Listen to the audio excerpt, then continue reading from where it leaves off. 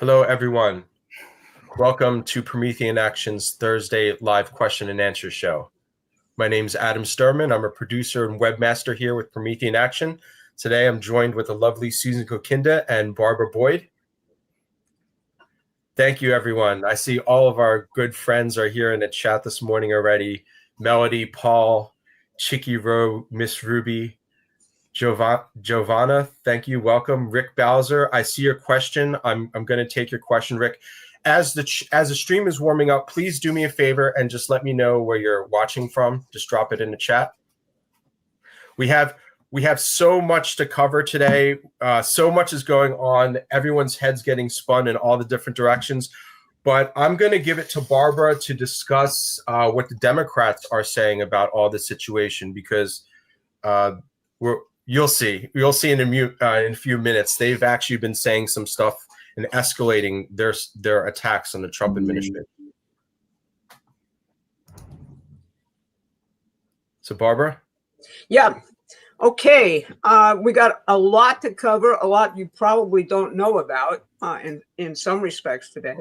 I want to really start with, the basic attack plan now that Epstein is out of the way, now that the economy is reporting results which are unanticipatingly good, now that the prosecutions are going on or starting of all of the people who actually did all of the stuff for the last 10 years, which almost lost our country, which Trump is now saving.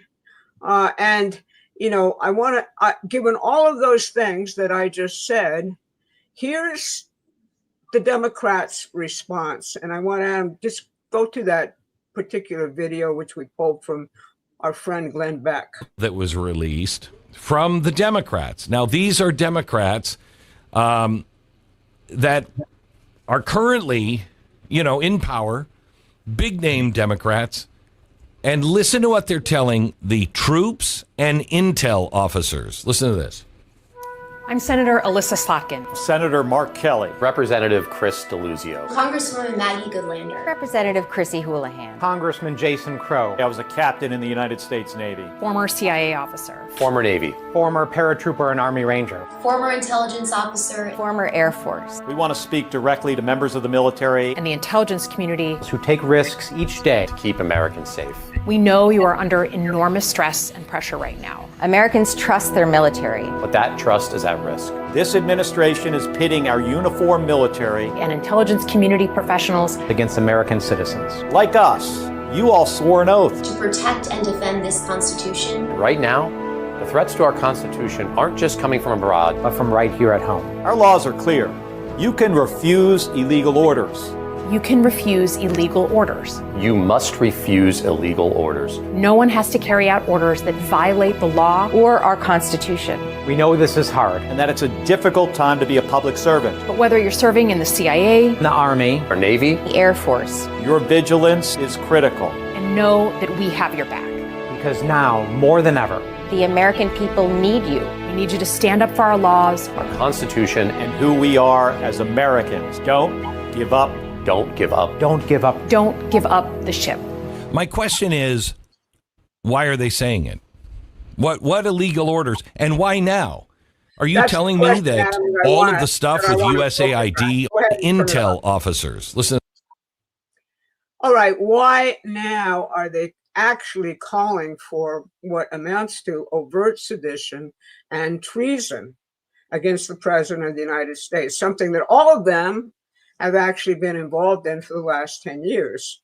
Because I will tell you, the chickens are coming home to roost, as someone once famously said. And you have, now that Trump has turned the tables on Epstein and focused the investigation on the Democrats associated with Epstein, and hopefully, in my view, the Epstein's intelligence connections, which is the most important area of this particular file. And secondly, now that you have basically the starting of the prosecutions, the putting together of a major case down in Florida, which will go all the way to the top, I guarantee you. It won't get Obama because he's protected under the Constitution.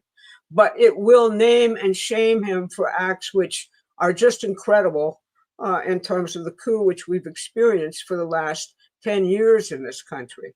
And then you have the economic revival, which he promised, and which basically we're now moving ahead on. And all of the stuff that you see going on, MAGA's falling apart. There are these dissidents who are there. Charlie Kirk held the whole thing together, and now there's no one to take his place. Because why did he hold it all together? That's the question I keep asking, and I think I might provide an answer to you. But anyway, that's what we're going to be talking about today. That's a lot of the questions that we're going to be talking about today, because it is an inflection point. The wars in both the Middle East and Ukraine are going to end. Trump is determined to do that, and we'll be covering some spectacular things which have gone on in terms of Russia and Ukraine, which have completely outflanked the British. So let's get going. Thank you, Barbara. So I want to do a quick shout outs to the super chats we're already getting. But first, as you're coming into the stream, please drop a like.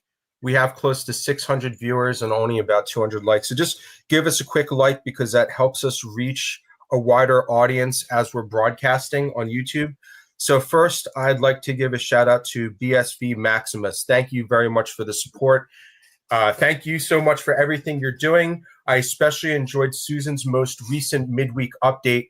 I've shared it with several friends, and it really resonated and opened some eyes. Keep it up. Much love. Thank you, BSV, for your support.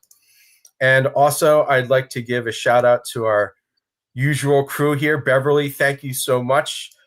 Melody, thanks for coming and joining us every week. And Paul, thank you, our friends from Liverpool. If I ever come up to UK, I'm definitely going to come up there and say hi. Thank you, everyone. And I wanted to just show something quickly. So on this Epstein thing, I wanted to quickly, whoops, come on. Let's see if StreamYard's going to work here. Okay. No, why not? Okay, so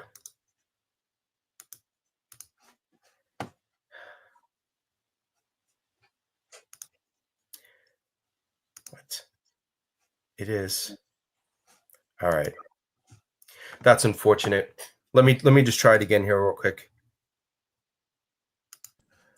Adam, while you're trying to get that up, I mean, let me just say this in terms of the Epstein question, because people should just realize which heads have already rolled.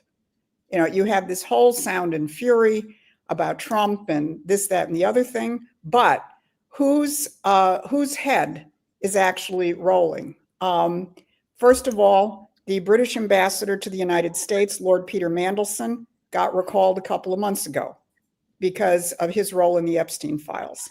Second, Prince Andrew is no longer Prince Andrew. He's Andrew Mountbatten Windsor, because he has been stripped of all of his royal titles, all of his royal positions.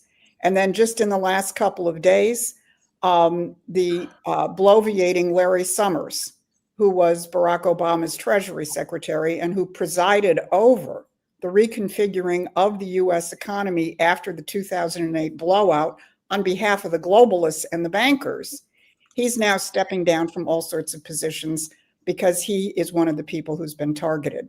So it certainly looks like Trump set the biggest trap in the world in terms of creating an environment where the Democrats would scream for the release of the Epstein files. They're being released, and whose heads are falling? The globalist apparatus itself. So I'll just add that 2 cents before we get to the rest of the questions. Thank you, Susan. Yeah, it's there's stupid web browser bugs and stuff. It's not going to let me add it unless I reload the page, which I don't want to do. So maybe what I'll do here is I'll just read part of this. So Trump released a large truth post last night. Jeffrey Epstein, who was charged by the Trump Justice Department in 2019, not the Democrats, was a lifelong Democrat, donated thousands of dollars to Democrat politicians, and was deeply associated with many well-known Democratic figures, such as Bill Clinton, who traveled on his plane 26 times, and Larry Summers, who just resigned from many boards, including Harvard. Sleazebag political activist Reid Hoffman, minority leader Hakeem Jeffries, who asked Epstein to donate to his campaign after Epstein was charged. Democrat Congresswoman Stacey Plaskett, and many more. Perhaps the truth about these Democrats and their associations with Jeffrey Epstein will soon be revealed, because I have just signed the bill to release the Epstein files. As everyone knows, I have asked the Speaker of the House, Mike Johnson, and Senate Majority Leader John Thune to pass this bill in the House and the Senate, respectively. Because of this request, the votes were almost unanimous in favor of passage. At my direction, the Department of Justice has already turned over close to 50,000 pages of documents to Congress. Do not forget, the Biden administration did not turn over a single file or page related to Democrat Epstein, nor did they ever even speak about him. Democrats have used the Epstein issue, which affects them far more than the Republican Party, in order to try and distract from our amazing victories, including the great big beautiful bill, tax cut bill, strong borders, no men in women's sports, or transgender for everyone, ending DEI, stopping Biden's record-setting inflation, lowering prices, biggest tax cuts and regulation cuts in history, ending 8 wars, rebuilding our military, knocking out Iran's nuclear capability, getting trillions of dollars invested in the USA, right? Creating the hottest country anywhere in the world, even delivering a huge defeat to the Democrats on the recent shutdown disaster.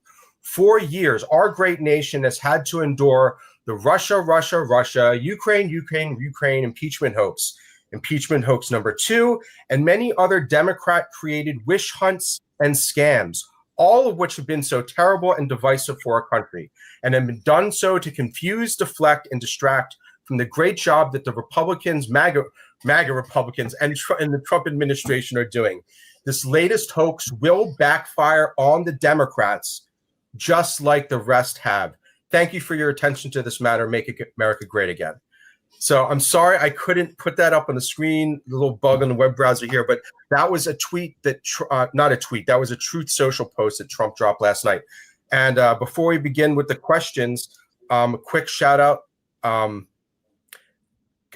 Kamira, thank you. Intelligent content, measured delivery. Still don't understand the U.S.-British connection, but listening hard. Thank you, Kazmira. Thank you, Kazmira. We're going to address that in our show today. And Stu, Trump is kicking butt. I think it should be Trump. And also Elka, thank you. Andreessen, thank you very much for your support. So we're going to start taking some questions on the economy. And I thought I had, so I was going to take a question here from, let's see if I can find it real quick. All right, I'm just going to put up this first one here. Here we go. So this first question, these questions come, you can see here that I'm in front of blinds. So the first set of questions come from our newsletter subscribers. If you want to subscribe to our email newsletter, the link is in the description. So that's where these questions are coming from. Maybe I'm incorrect, but it seems to me that Trump's economic plan is pretty simple. How can we help educate people on the simplicity? And I'm going to group it together with the second one here. Will Trump be able to turn the economy around, or are the people too ignorant and impatient to allow this to happen? Also, will we be able to crush the insurance companies in their plot to rob Americans of their hard-earned money? So thank you very much, Rita, and thank you very much, Gina, for your questions. Barbara and Susan? Well, I'll take that first one. It is simple if you're not thinking from the standpoint of money. Where the confusion comes in, where people just have trouble trying to find the world that Trump is operating in, is because for most of the past 50 years or so, when people think about economics, they think about money. They think, number one, as consumers. I'm a consumer. I have to buy things. So the only question is, how much does it cost? They changed our identity over the course of the last 50 years or so. If we can get people into the world of production, if we can get people recognizing that economics is not about money, but rather economics is, are we as a sovereign nation producing the basic things that we need as a nation? Manufactured goods, energy, food, pharmaceuticals. Obviously, in today's modern world, that means things like chips. It means we've got to be mining our own rare earths and processing our own rare earths. If you can get people thinking in those terms, then they will see that Trump is returning to what has historically been known as the American system, which is indeed based on production. It doesn't hurt for people to go read Alexander Hamilton's report on manufactures, which was one of the founding economic documents of our country. Because right in there, he says the wealth of a nation isn't its money, its raw materials, gold, or anything else. It's the productive power of labor. And when you're talking about the productive power of labor, you're not talking about brute labor. You're talking about man's ability to improve his relationship to nature. If we can get people thinking more in those terms, looking at what Trump is actually doing with channeling investment into the United States. I reported the other day, Stellantis, formerly Chrysler, has made an incredible announcement. They're making the biggest investment in their 100-year history, $15 billion in massively increasing domestic production in the United States, in key Midwestern states, Indiana, Ohio, Illinois, and Michigan, where they're going to be upgrading 2 plants, including one in the city of Detroit. So that's the problem that we have. If you're trapped in the world of prices and interest rates and money flows, it's confusing and it's idiotic. If you're in the world of how can you actually grow the physical economy, I think we're going to get through to people. And then from the next question, I don't think people are too stupid. I think it's just that it's not presented, from this standpoint. And then on the question of the insurance companies, well, Trump has certainly declared war on them. I mean, he literally said he will not support any health reform program that does not take the money away from the insurance companies and put it directly in the pockets of the American people. And it was really very funny because in that truth where he announced this, he said, power to the people. So take that, you leftists. Thank you. Yeah, and I wanted to also bring this question up. This is from Douglas. This question came in, but it's related. He says, most Republicans still can't articulate Trump's economic revolution. How do I do that? Adam, Barbara, can you share the screen? Because we have a tool for people to do that. There we are. That's Promethean PAC's half-page flyer, which outlines in very basic terms the difference between Trump's economic policy, which is based on these growth principles, and what we call the Uniparty, which is both the old Republican Party of Wall Street and, of course, pretty much all of the Democratic Party. If you go to Promethean PAC, Adam, maybe you could throw the link up there. Yeah. People can order this flyer. There it is. Actually, it's not completely showing on my screen. There we go. People can order the flyer. You can get 100 of them for just $23. And if you want to go wild, you can order a whole lot more. And what we're finding with people who have ordered this half-page flyer is a tremendous, tremendous response. We did a Zoom call last Friday with the more than 100 people who have already ordered the flyer and are organizing with it in different ways, going to gun shows, going to rodeos, going to door, taking it to political meetings. So you can start there. Thanks, Jim. Handing them out at truck stops. Great idea. I don't imagine there's a single trucker out there who's in favor of, the batshit crazy Democrats. None. So, you can start there and also I would say join our Monday and Saturday live discussions which we notify you of if you're subscribers on our Promethean Action newsletter, because that's where you can ask your questions and work things out. But I think this flyer is a really good place to start.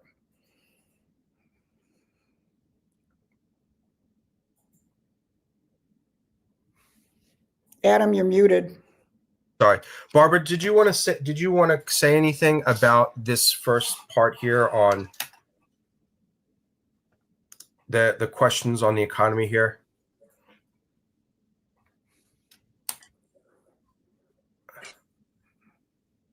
Unmuted. There you go. No, I think Susan's got the gist of it. I mean, I'm the treasurer of Promethean PAC, and it's, you know, basically got one task right now. That's our political action committee, which is actually going to be very involved in the 2026 midterms. When you look at the news cycle and all the stuff that's being thrown at you right now, it's all about 2026 and even ultimately 2028.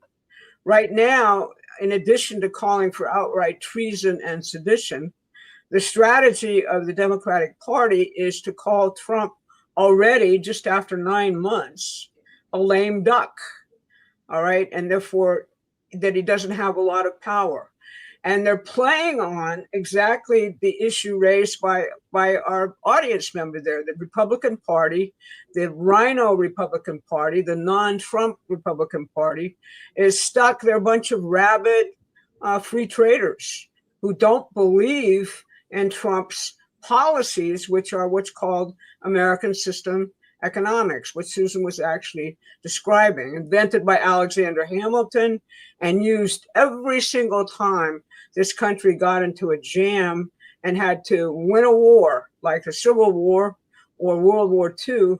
And now we have to win the war to actually turn this economy around. You know, if you think about the horror which we just lived through, you know, with Joe Biden, he couldn't decide whose country he was the president of. According to all the bios, he thought he was the president of NATO, all right, which is very revealing. You know, but basically what happened is that this country was stripped down to nothing, all right, and everybody was under a World Economic Forum type of government where what the future looked like is you will own nothing and be happy.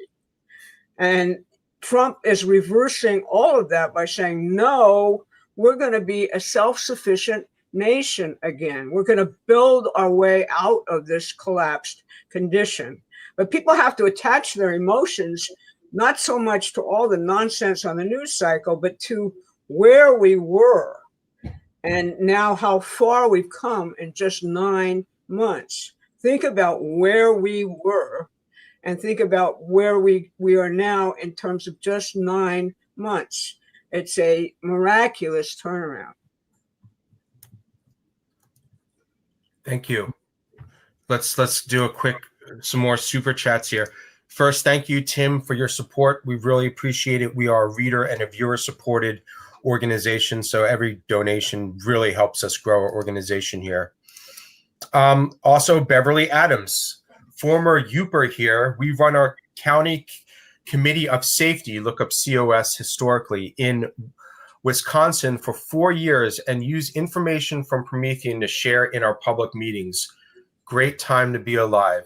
I agree very much. We all agree very much, Beverly. Thank you for your support, and let us know what we can keep doing to support your activities up there. Also, Ura, thank you for joining us every Thursday. 2 things. 1, our young people. 2, President Economic Plan hopefully kicks in sooner. Also, glad Prez did not denounce Tucker Carlson and Nazi guy, who seems our young people are listening. We're going to talk a little bit more about that as we continue in the show. But thank you very much for your support, Ura. Here's a new one, KLM 2000. Thank you, our friends from across the pond. Imperative to connect with younger cohorts.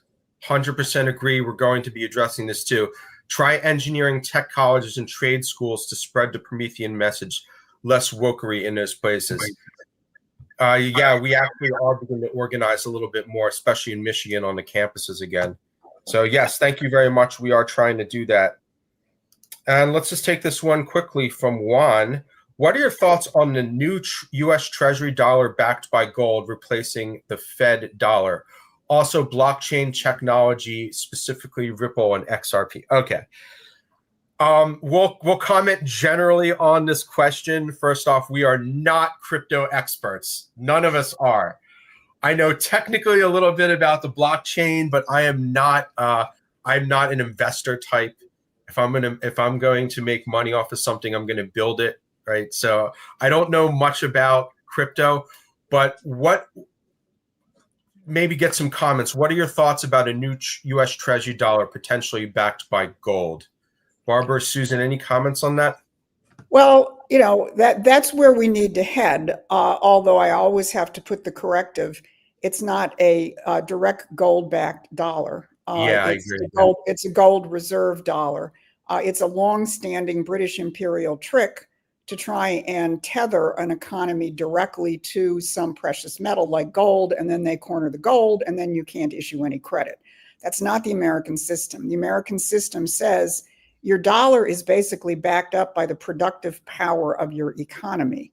And under Bretton Woods, prior to 1971, it was tethered through a gold reserve system where you had enough gold on hand to settle your balance of trade deficits. I think probably that is in the forefront of the minds of people in the Trump administration in terms of where we ultimately have to go. How quickly you can do revolutionary things like that in terms of the economy is an open question as far as I'm concerned. But I think the most important thing that this administration is doing is, again, to go back to the question of the physical economy. They are completely reorienting our economic system so that it's grounded in physical production and not money. And to that end, I might add that the Trump administration has already reduced, between, I believe, July and today, our balance of trade deficit by 25% in just a couple of months. Those are the kind, again, and that's because we're reshoring our manufacturing. We've got the tariffs and so on. So this whole question, again, the gold question, the gold or a gold reserve-backed currency is something that people should be aware of. But again, I'll just come back to the same theme. That's really only a question of how do you manage the means of exchange. The most important question is, are you thinking about how to actually grow the economy? What are the kind of investments in energy you really need? What are the kind of investments in real education that you really need? What are the kind of investments in frontier technologies that you really need? That's where people have to put their heads. And that's why I really appreciated the comment from somebody who said we should go to the trade schools and the engineering schools. And I'm sure we will get a much better response, although we're not getting a bad response on the campuses. But I think we'll get an electrifying response from people who've said, I want to do something productive. Thank you. Okay, we're getting some more super chats from our Black Cat gang, BG and PW. I do see your questions. I have both of your questions up here in the super chat. I am going to take them, but I want to move to these next two questions here before I circle back to the super chats. The next two are on the $2,000 tariff rebate checks, and I think I realized why people are asking so much. Like, how do you actually redeem it? So the first one's from Dennis. If Trump is able to return $2,000 from tariffs to U.S. citizens, will it be subject to income tax? I have no idea. Probably will be. And the second one is Trump serious about issuing a $2,000 tariff check to middle and low income Americans? If so, how do you apply and when? David, I think I understand why you're asking this. Trump in his campaign, literally for the last month, has been sending me text messages every day, making it seem like if I answer their survey and donate the money that somehow you're going to get on this $2,000 tariff check thing. So don't fall for that. No one knows how and when. No one knows if this is going to be taxed or untaxed, how to apply and when, how it's going to happen. No one knows this yet. But I want to still open the floor up to Barbara and Susan with your thoughts on this, because we keep getting questions. Some people are really desperate for these $2,000. Yeah, I'll just call that another nasty little thing by Win Red, which is the Republican Party's fundraising operation, which Trump uses because he's president. I don't know that Trump would actually like that very much if he actually really knew about it. What Trump is saying is that this has to be passed through the Congress, or at least that's the opinion of his attorneys, and he's formulating legislation to do exactly that. And I believe that if it is passed through Congress, he will not make it taxable, because he wants to really grant actually direct relief to the American people well ahead of the midterms. So I think that's the answer to the question, not right now. And sometimes it doesn't behoove you to pay attention to Win Red.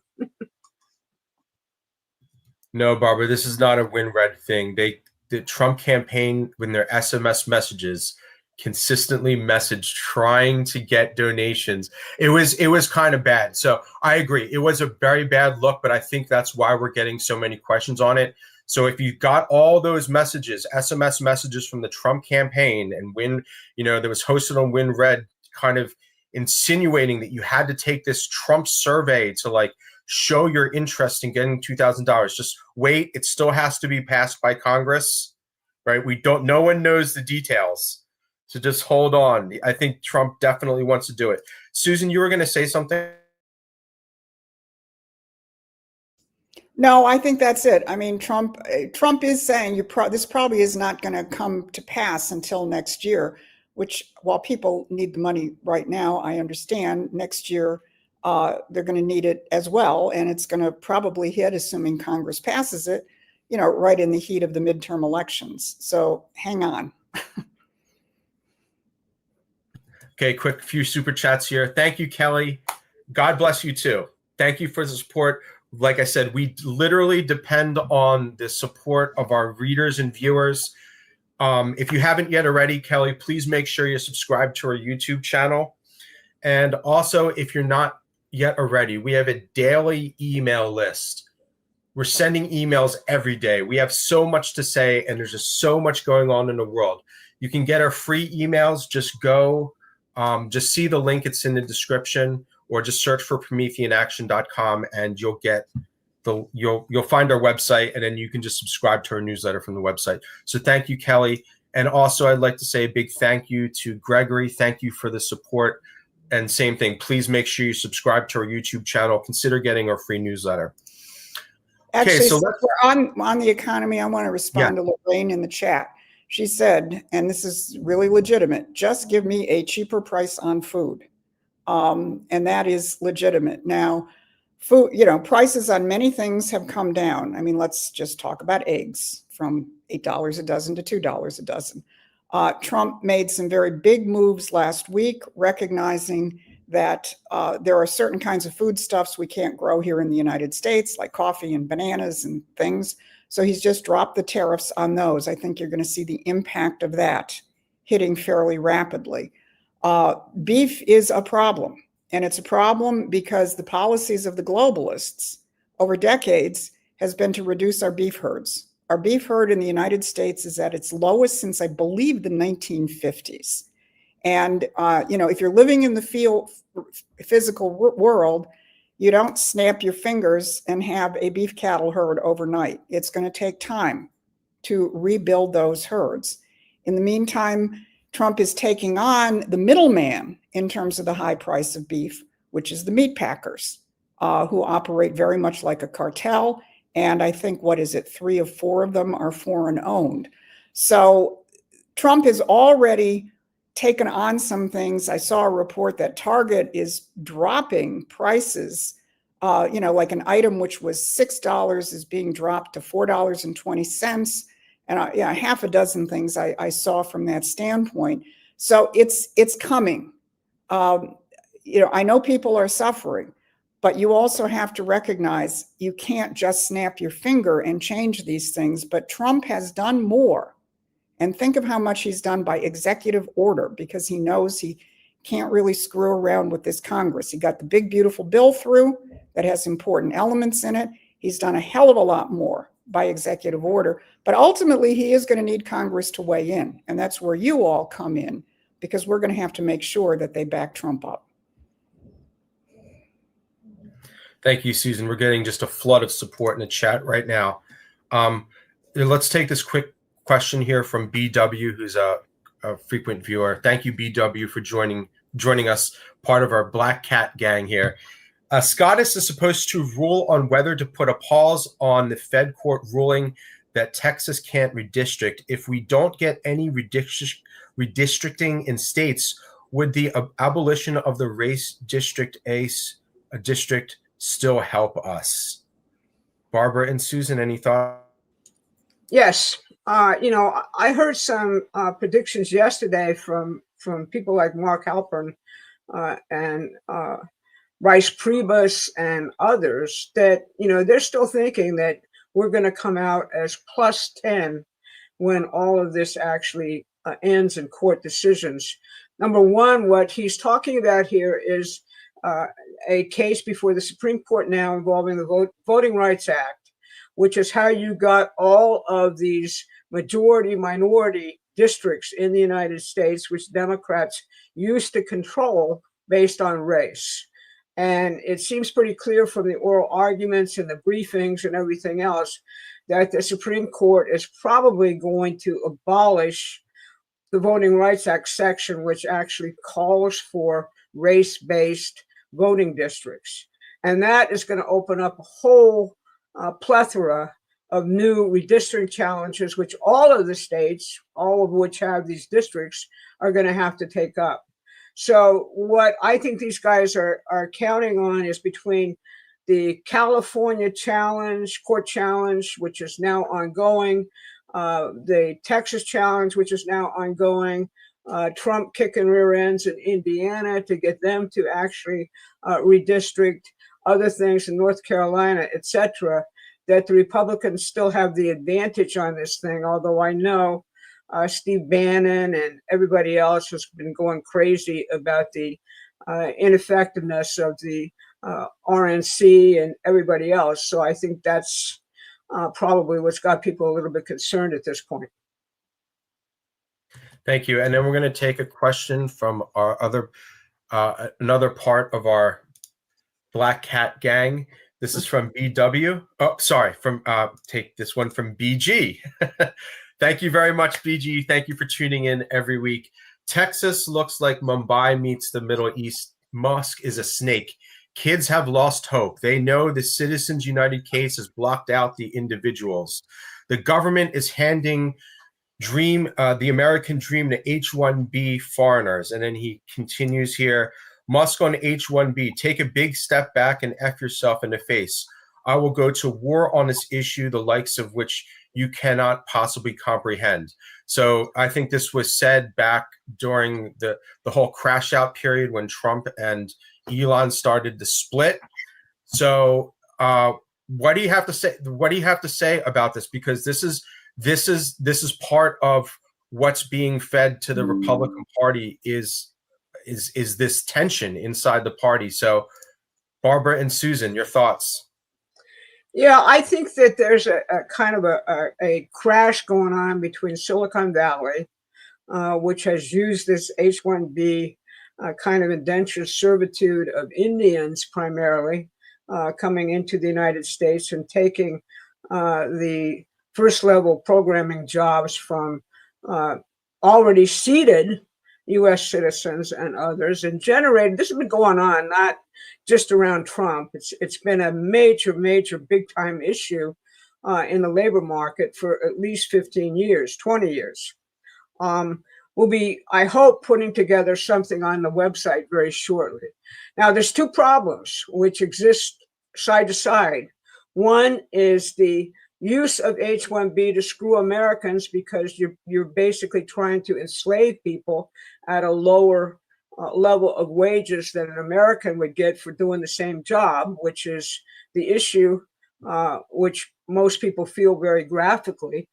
But the second is we have to come to grips with what's happened to our labor force over the course of this entire deindustrialization, consumer economy binge of the last 50 years. And we've lost a hell of a lot of skilled workers who have to be retrained. Now, what I've heard the president say about that is that he very much, wants the model when he had that famous kind of not filled out quote with Laura Ingraham, which set everything off again in terms of a big brouhaha around this. But what his actual position is that if we're bringing in, say, a completely, something we haven't done in the United States for years, like building ships, okay? It so happens that South Korea right now is the world's leading shipbuilder. They have modular construction. They've done all of these things with robots and, everything else. And so what the president is talking about is if that South Koreans are going to come to Pennsylvania and take over the Philly shipyards, I want them to actually train U.S. workers. I want them to bring the workers over from their company to train U.S. workers right now to do the job. And that's where I think H-1B is actually very valuable. It's limited in duration. He's not talking about forever. He's talking about the time it takes to train up Americans in a viable way to do this kind of job. The thing that Scott Bessent was just down in his home state of South Carolina, and he was, at a new plant processing rare earths. We gave that up, our own processing of rare earths. Now China completely controls the world's supply, and we need that processing to make the magnets which go into every modern tool which we have in the economy if we don't get it. So what happened there? The German company, which actually owns that South Carolina plant, actually took the American workforce who had applied for the job over to Germany, which is a unique way of doing it, and trained those workers up in terms of running the processing plant. So that's kind of the two sides of the issue, the exploitation side and the positive side of what we really need to do fast to train up the workers for the new economy, which didn't exist at the time that Trump actually came into office. Yeah, and I kind of want to add on, Johnny Appleseed in the chat has got a really important comment. He says, China got our already developed automobile, machine tool, and die manufacturing sector for pennies on the dollar. And their people drive nice cars and other developments. Ain't the USA awesome? There's this big hullabaloo about the H-1B visas, and a lot of it is focused on the question of these very low-wage coding jobs, which unfortunately a lot of our young people were sold a bill of goods. Go to college, get a 4-year degree in computer science with $100,000 in debt, I might add, and then go out and scramble with tens of thousands of other people also competing against the H-1B visa people, to try and get some crappy job doing that. Well, how about not going to school and getting a computer science degree and $100,000 in debt? How about going into the skilled trades, where you can actually come out with some licenses in a matter of months and start making $80,000 with benefits? Or, as both Mike Rowe and Jim Farley, the CEO of Ford, have pointed out, we have a 300,000 shortage of mechanics who will pull in, if you're trained for that job, you pull in 6 figures.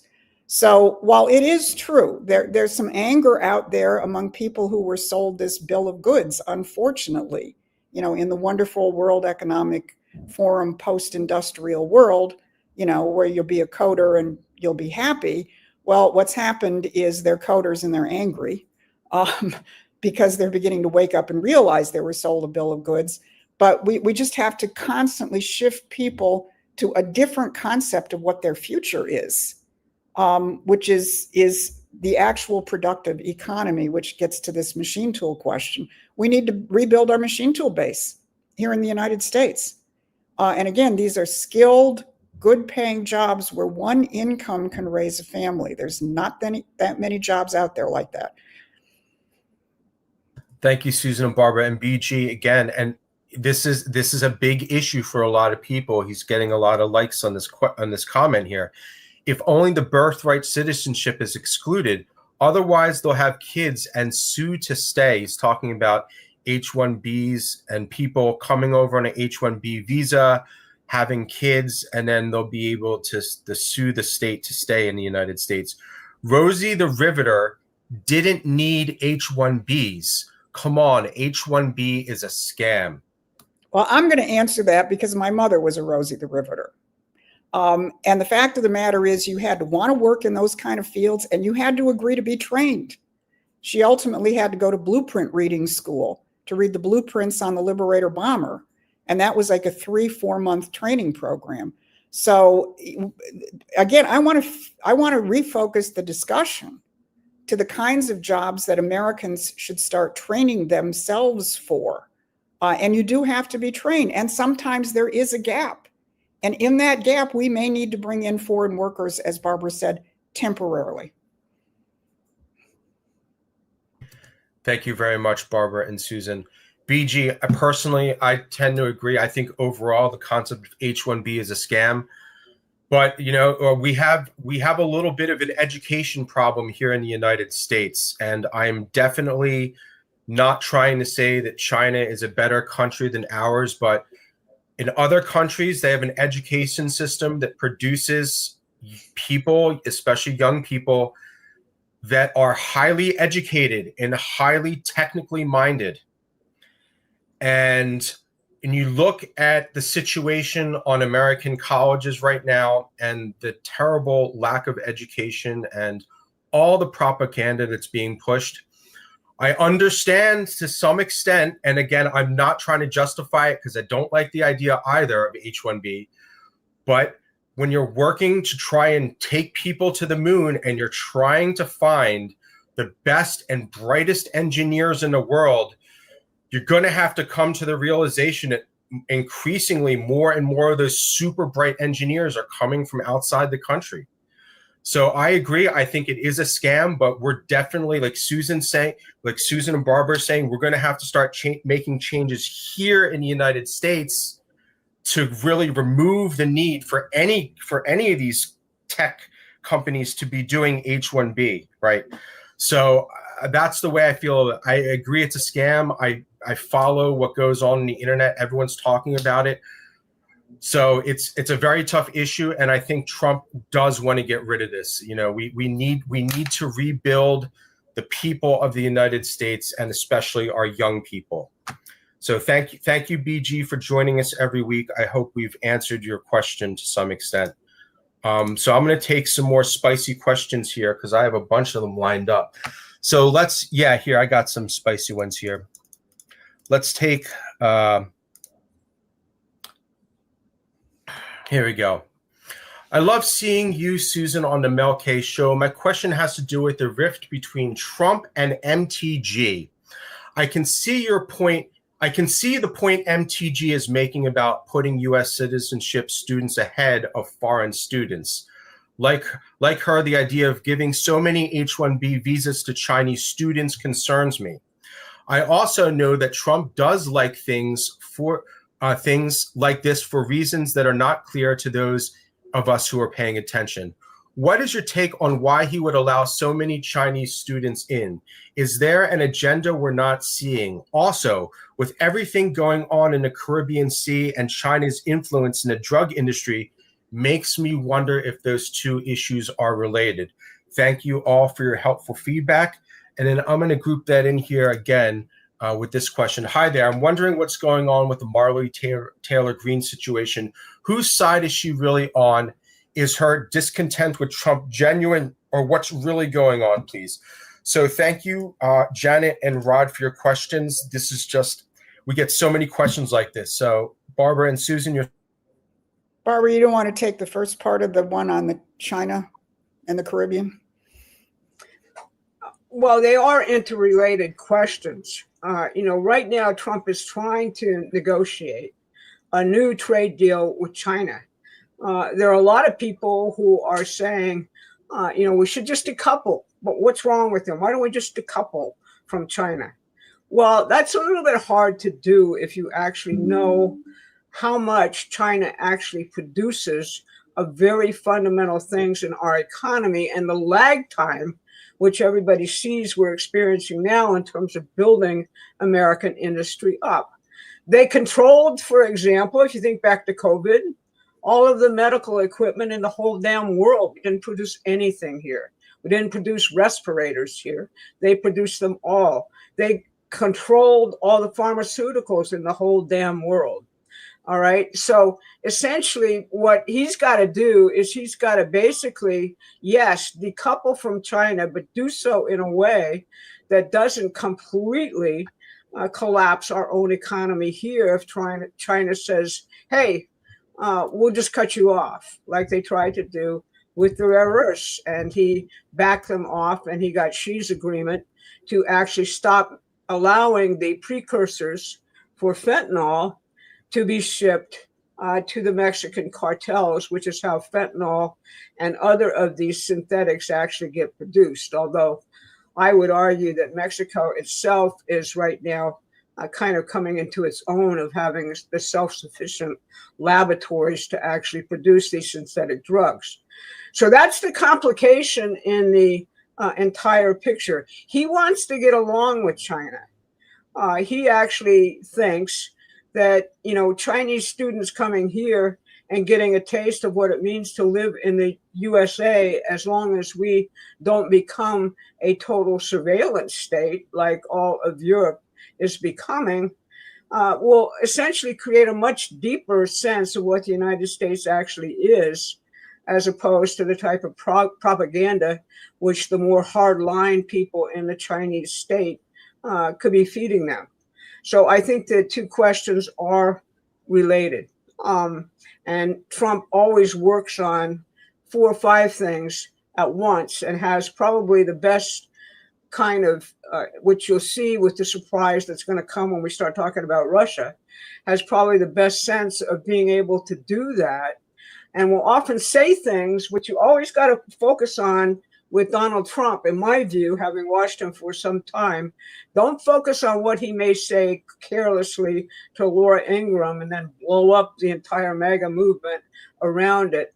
Watch the feet and watch what he actually does. He does things for reasons which may not be clear to you at any given point in time, because he may not have been answering Laura Ingram's question for you. He may have played something in terms of something else that he's got going, which we don't even know about yet. So you'll see that very clearly when we start talking about Russia. I'll take up the MTG side of it. Look, I think the problem you have with a lot of people, you know, I'm not going to put some final stamp on a Tucker Carlson or an MTG, people who helped Donald Trump get elected in the past and so on. I think the problem you have with a whole raft of people like that is they just don't understand the bigger fight. They're reacting on individual issues rather than the fact that Trump is taking down the entire globalist system. And the entire globalist system is not determined by how you look at H-1B visas, which, by the way, if you actually look at what Trump has done, he has more severely restricted that program than any president in history. So, you know, again, people take a breath and look at what he's actually doing. But the most important thing is, where are we going? And rather than just operating in this little globalist box where you have this issue, that issue, this issue, that issue, and if you check it in one column, you're okay, and if you check it in the other column, you're not okay. Get out of the globalist box and look at what it is that he is doing. Remember, Mark Carney, the central banker of the central bankers, who happens to be squatting up as Prime Minister of Canada right now, in comments a couple of weeks ago in Asia, said the entire post-1989 rules-based order of liberal free trade is over. Who ended that? Donald Trump ended that. And when you look at what he is actually doing in the world, challenging the imperial policies of perpetual war and free trade, this guy has already done miracles in the first 10 months. And when you sit there and say, well, the only thing I care about is, you know, Barack Obama going to jail. Well, as Barbara said, he can't because of the Constitution. Or I'm only concerned about perp walks, or I'm only concerned about this issue or that issue. Get in the actual war. The war is not an aggregation of individually defined battles. The war is to reestablish a world of sovereign nations, which can work with each other to actually benefit all of mankind except for this financier class, which will not be benefited by that. So, I'm not going to pass judgment on an MTG or a Tucker or some of these other people. I think their big problem is they actually don't understand the nature of the fight. Now, if you discover that somebody does understand the nature of the fight and they're still attacking Trump, well, then you can figure they're on the other side. But that's sort of the first criteria in my book. Thank you, Susan and Barbara. And we're first, before we continue, let me give a few quick shout outs here. Thank you, Everett, for your support. Please make sure you're subscribed. We do one live show. We do this live show every Thursday, but we also have 3 political briefings a week, Monday, Wednesday, and Saturday. So please make sure you're subscribed to our YouTube channel. And everyone, please give us a quick like. Drop us a like if you haven't yet already. It does help us increase our reach on YouTube. And I'd also like to give a quick shout out here to Chad. I don't think I've seen your name in the chat before, so thank you. This is your first time for tuning in. Thank you for tuning in. Again, please make sure you're subscribed. If you like what you hear, also we have a free newsletter. The link for our free newsletter is in the description. But this issue. Also, yeah, I want to answer one question. I can't remember how far back it was, but it was an important one. Somebody asked, where can I find out about those apprenticeship and trades jobs? Go to the Department of Labor website. I mean, you may be able to find stuff in your local community, but the Department of Labor under the Labor Secretary, Lori Chavez DeRemer, is totally focused on these kinds of jobs. And I'm sure if you start there, it's going to send you back to some resources in your state. Thank you. Thank you, Barbara. And thank you very much, Chad. Please consider getting our free newsletter. Okay. Says first question, comment here. Thank you, $X Smash Savage. Uganda, 1972. Idi Amin expelled Indians, Pakistani for economic sabotage. Pakistan was part of British India. Uganda, 60% of Indians expelled Muslim. British weapon of economic destruction. New York City Mayor Zoran Mamdani from Uganda. Thank you very much, $X Smash Savage. Any thoughts from Barbara or Susan on this? Yeah, I think we have to be careful with this right now. And I'd sort of ask the person to step back for a second and think about this a little bit. The British Empire has run religious warfare as a means of social control for centuries. If you ask who invented the Muslim Brotherhood, which has now been banned from Texas because some fear of Sharia law taking over there, who actually founded the Muslim Brotherhood? It was the British intelligence services on behalf of setting off religious warfare to actually control the Middle East between the Jews and the Muslim Brotherhood as a key component, because they said openly the way to control oil reserves and get them to the place British Petroleum needs them to go is by actually having small controlled religious warfare throughout the Middle East forever. All right. Now think about how we fell right into that behind the man who is being satanically honored today in his death in Washington, D.C. by the name of Richard Cheney. And just think about all the things which we have done in the Middle East, which Trump is bringing to an end for the first time. And, really, this is such an accomplishment, and it's not being, thought about in the right kind of way by people. Bringing Arabs into the situation in Gaza in order to actually create its reconstruction. And for all you guys out there who swear to God that Trump is controlled by Netanyahu to actually form a pathway to a Palestinian state. Now think about that. Is Trump really controlled by Netanyahu, or did Trump actually play Netanyahu in the only way that man could possibly be played? And that's what you've got to think of yourself in terms of how to get on the world stage. Tribal politics centered on religious warfare is an absolute dead end. We should have learned that as human beings with the religious warfare of the Dark Ages. Where did that lead us? How difficult was it to stop? How was it stopped? It was stopped by going to a higher plane of reality than strictly religious warfare, by going to a plane of reality where we're actually building a country, where we're building the institutions in a country, where people are basically exercising their God-given right to be, reflected in creating a human life, through the Creator, whether that be a Muslim, a Jew, or a Christian. So basically, that's how I answer that question. You have to be careful with it. That doesn't mean that, these cults created by British intelligence 2 centuries ago don't go on and be used for terrorism. But think about who was actually using the Muslim Brotherhood recently. Who created ISIS, for example? Who created Osama bin Laden, for example? It wasn't some indigenous religious movement. It was all a state-controlled intelligence operation to actually run continued, warfare.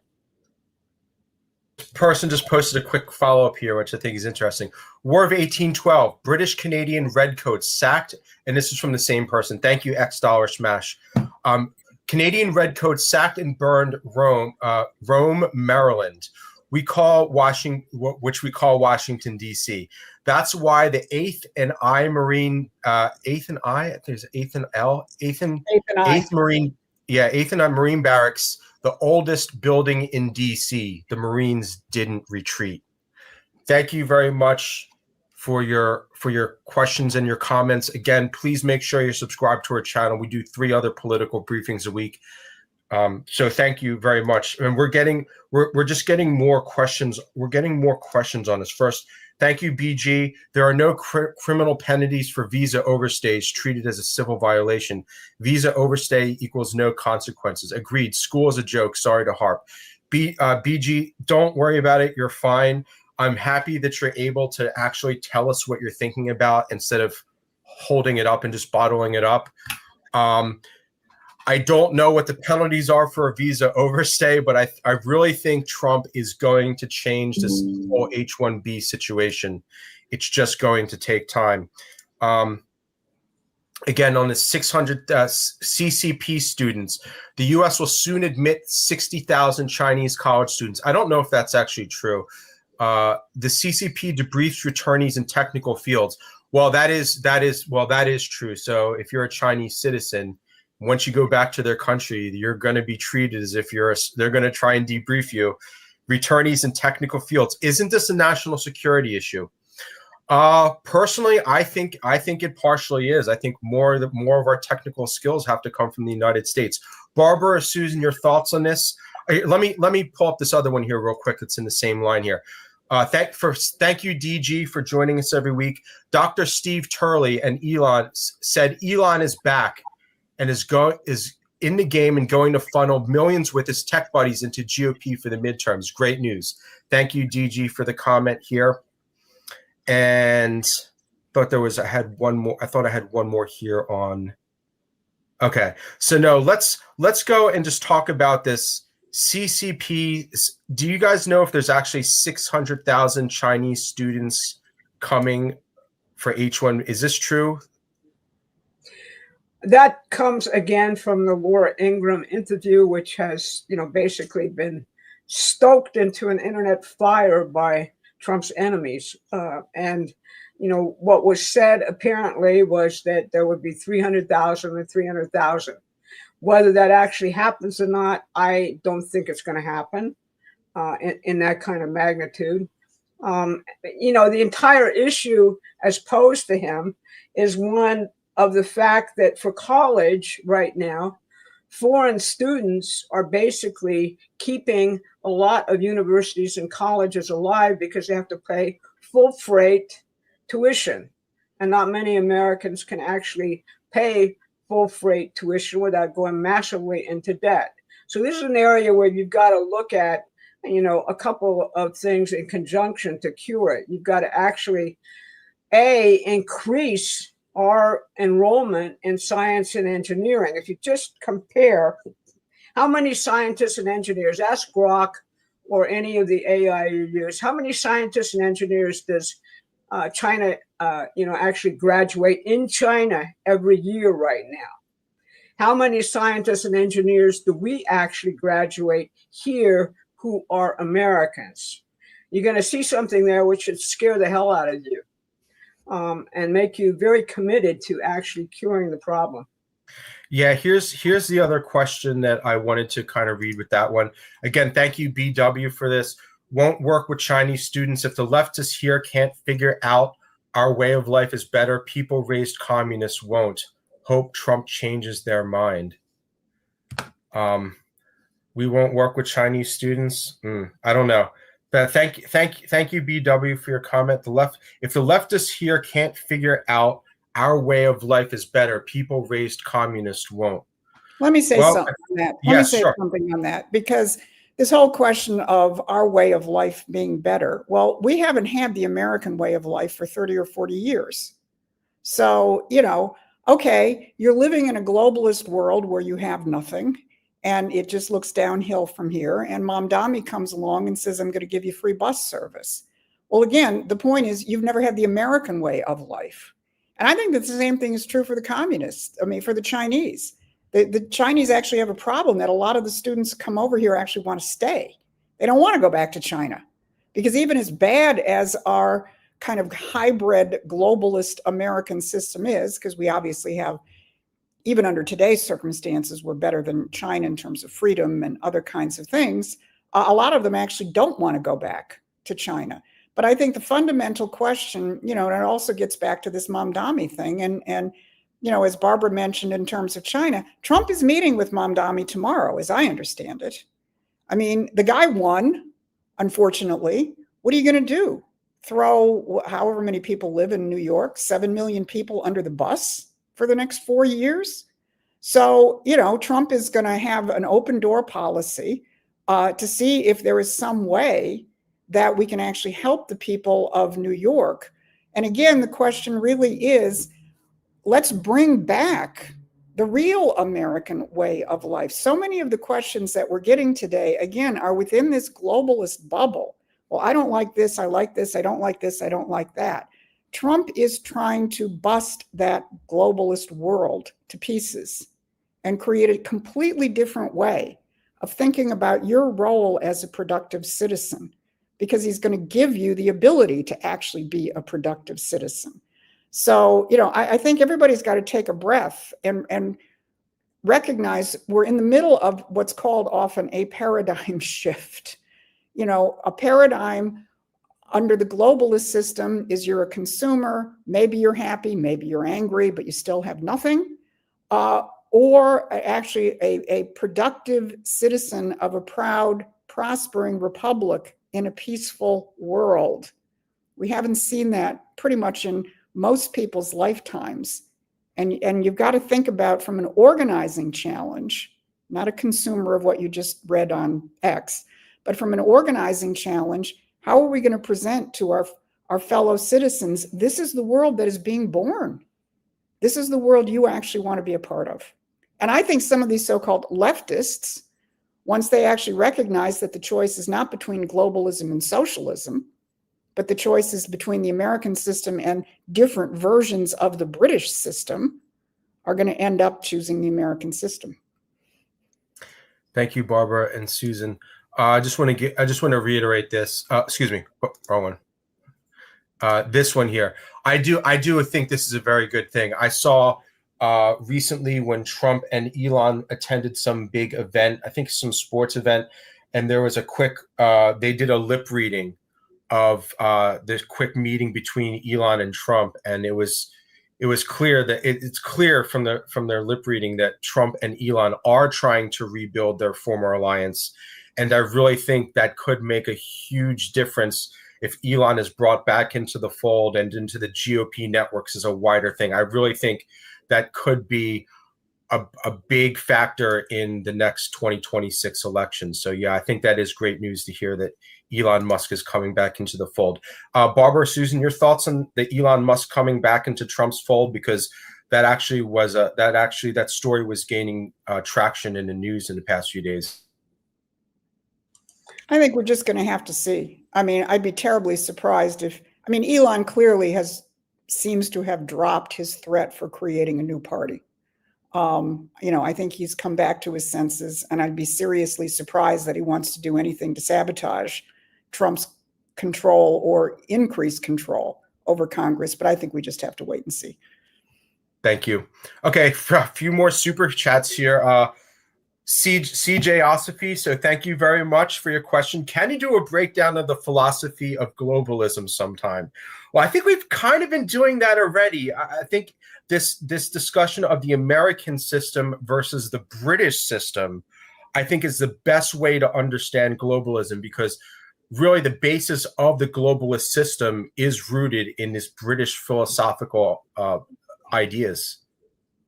Adam, you want to share the screen again? I'll just show people a resource that might help them.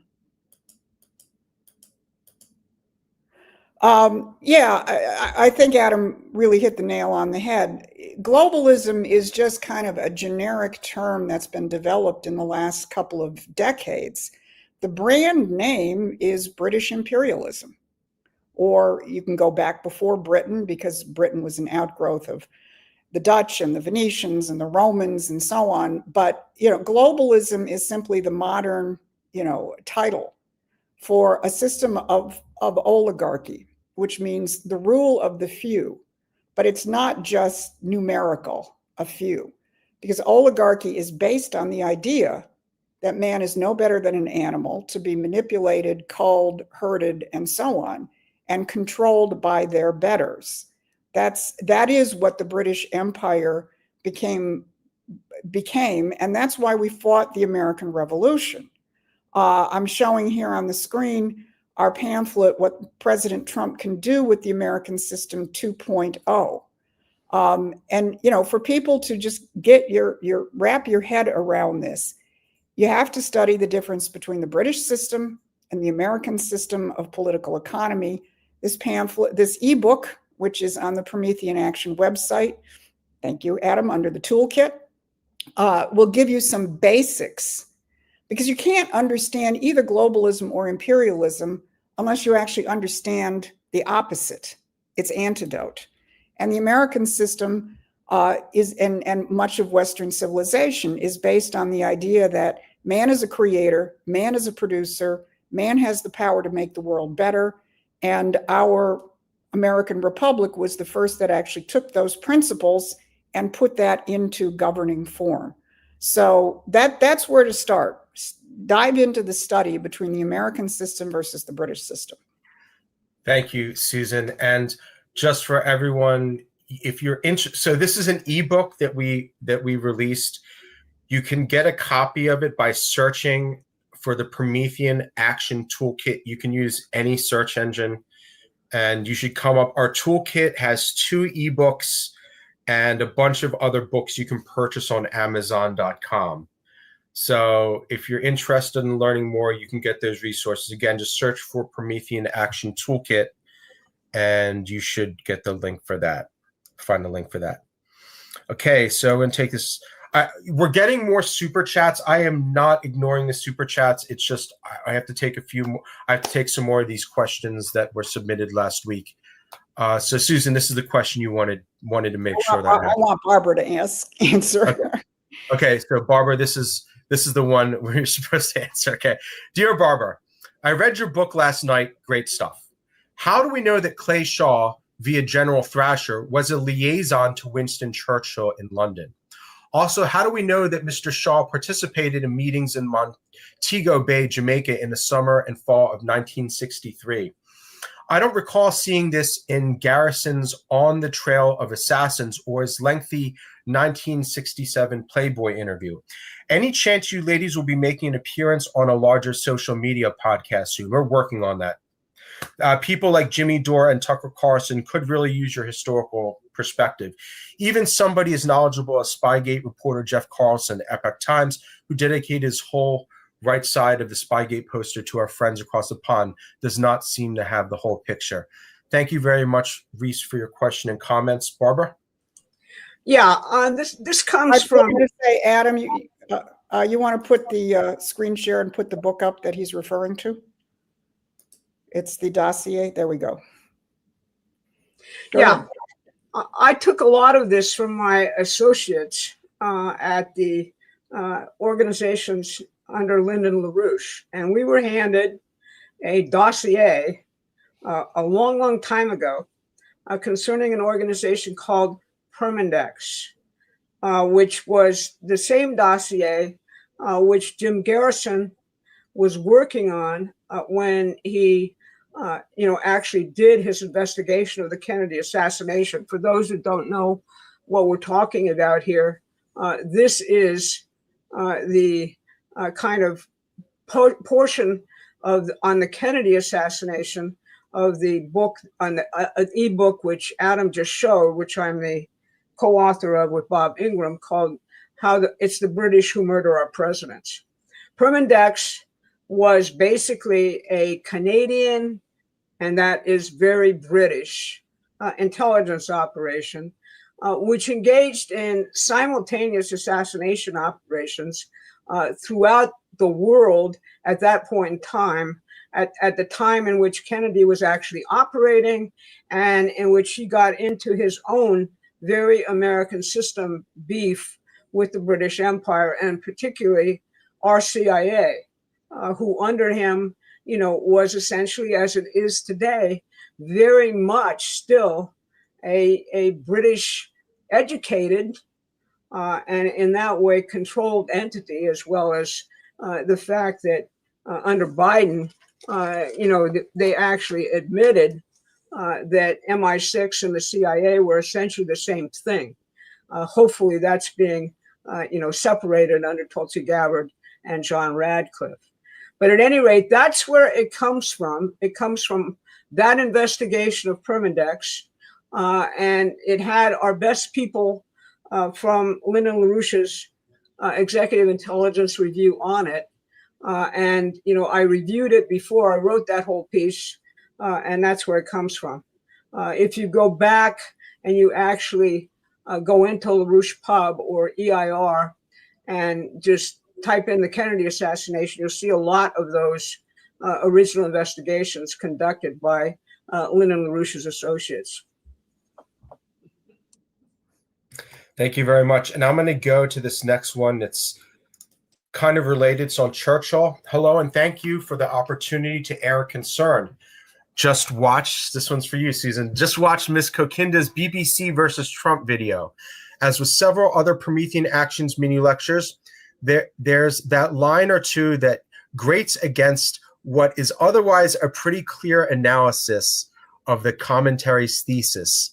In this one, it was how Churchill, using his Missouri speech, set the tone that kept the U.S. and the Soviet Union from remaining allies, as if their allegiance ever had a modicum of trust. Please, in what world could an American blueprinted by the Declaration of Independence and framed by the Constitution be aligned with a power that from its inception as a philosophy, a century before the descent of the Iron Curtain, was the antithesis of America, everything that Americans stood for? And how am I wrong in believing that Wilson and FDR's greater threats to America's independence from the globalists than Churchill ever was? Thank you. Gurovich, sorry if I'm slaughtering your name there. So Susan, I open this question to you. It's a good, very good question. But the flaw in it is this one sentence, which is, could you make it so I could still read it? Okay. How could an America blueprinted by the Declaration of Independence be aligned with a power that from its inception as a philosophy, a century before the descent of that Iron Curtain, was the antithesis of everything America stood for? Well, that philosophy, I assume you're talking to, is communism. Once again, we'll refer to an excellent book recently written by Richard Poe, How the British Created Communism and Blamed it on the Jews. So if you actually look at the question of Russia, Russia became communist because of the 1917 revolution. And I think, as Poe shows very, very cogently, that was part of Britain's great game to make sure that Russia could not be a counter to the British imperial interests in the center of the Eurasian continent. And what the British understood is that you had a tradition in Russia which had nothing to do with communism. The American system of political economy, as it was especially expanded by Abraham Lincoln and coming out of World War II, was having a major impact in Russia. Of course, Tsar Alexander II and the Russian government supported the North, defended our ports, both in New York and in San Francisco, to make sure that the British couldn't blockade us on behalf of the Confederacy.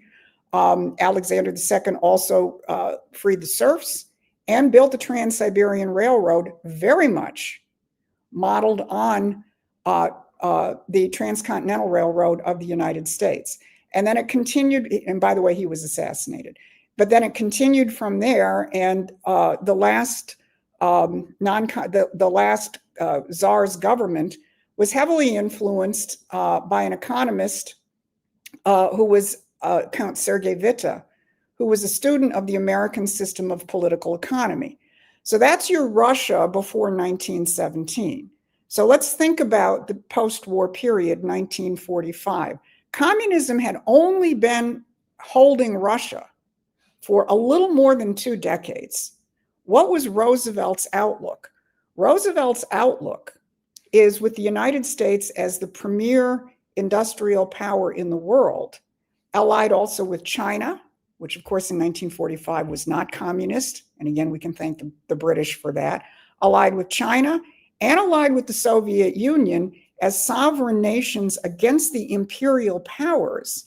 I believe that Roosevelt thought that we would fairly rapidly wean the Soviet Union away from communism. Unfortunately, it took 40 more years, and it didn't happen until 1989.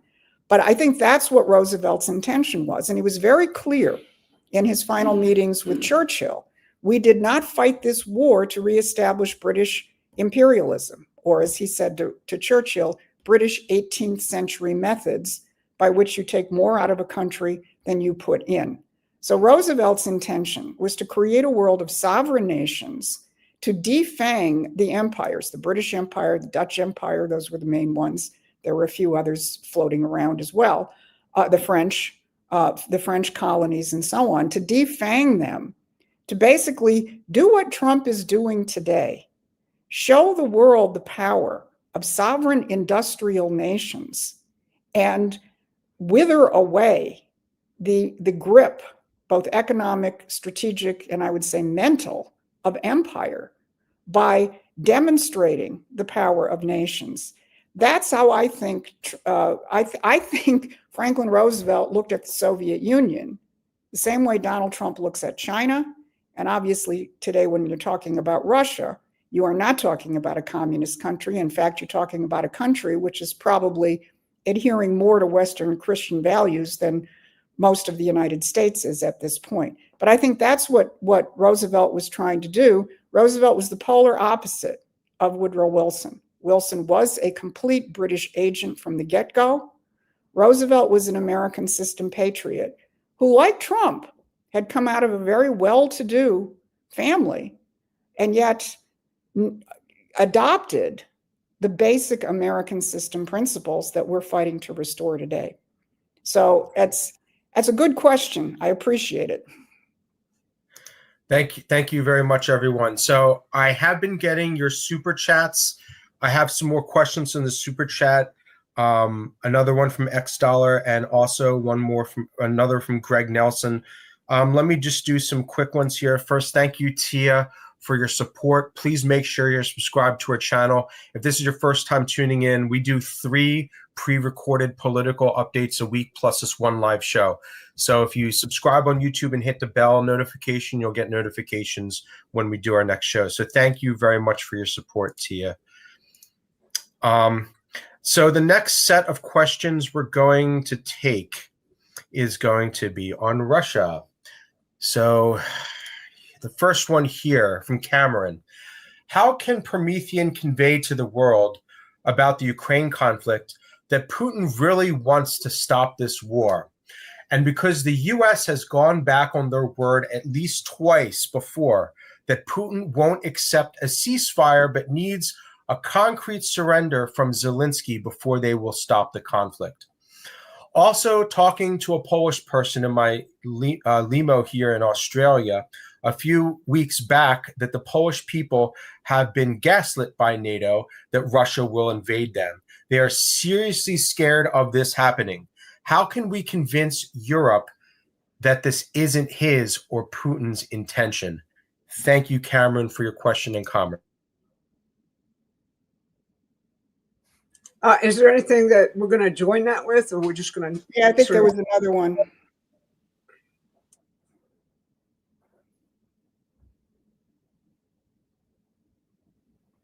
I was trying to have you answer them separately, but I'm wondering why the Ukraine war peace deal stagnated. I'm not related, but why also would the president suggest 50-year mortgages when people want to be in debt for the least amount of time possible? I agree. The idea of a 50-year mortgage sounds crazy to me. Okay, so in the last 24 hours, there have been major developments for everybody who was told by the media that Trump had lost interest back in December, that nothing was going on with the Alaska summit, that it had all been abandoned, and now we're just in a kind of hold pattern where Trump is focused on the Middle East and has forgotten about the European war, or otherwise, why the hell are we focused at all on any of these things? Why don't we just focus on ourselves? Here's the answer.